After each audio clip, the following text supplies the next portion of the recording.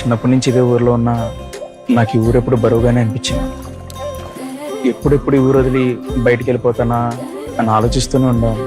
కోయిటీలు ఉద్దేశం ఉందా లేదా? కలదలు లేకుండా నువ్వు నా మొఖం ఎప్పుడైనా చూసావా?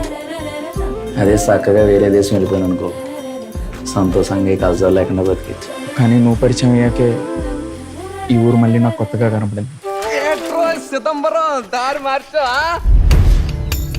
నీ పేరు చిదంబరమా? కాదండి, మరేంటి అందరూ చిదంబరం అని పిలిస్తే పిలిపించుకుంటున్నా?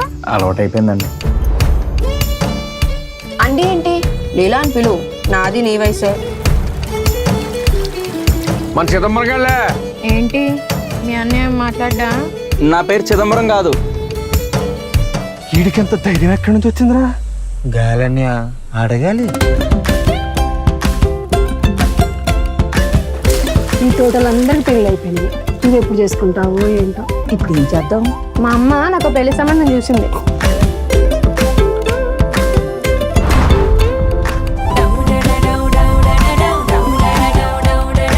ఎప్పుడు అమ్మాయి పక్కన కూర్చోలేదా?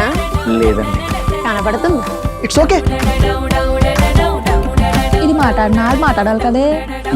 నాకు నువ్వంటే స్పాంటేనికల్ గా రావట్లేదురా.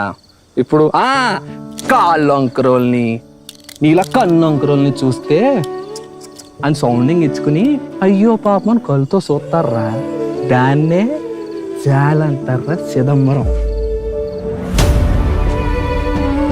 మెల్లకని ఎప్పటికీ పోదు నీకు. ఇళ్ళ కళ్ళెత్తలంకనే దక్కుని సావు.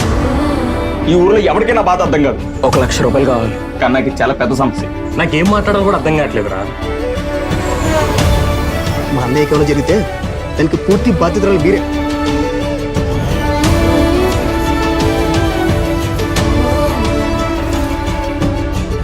తల దించుకొని నడిచి మెల్లలాగేస్తున్నాయి అమ్మా.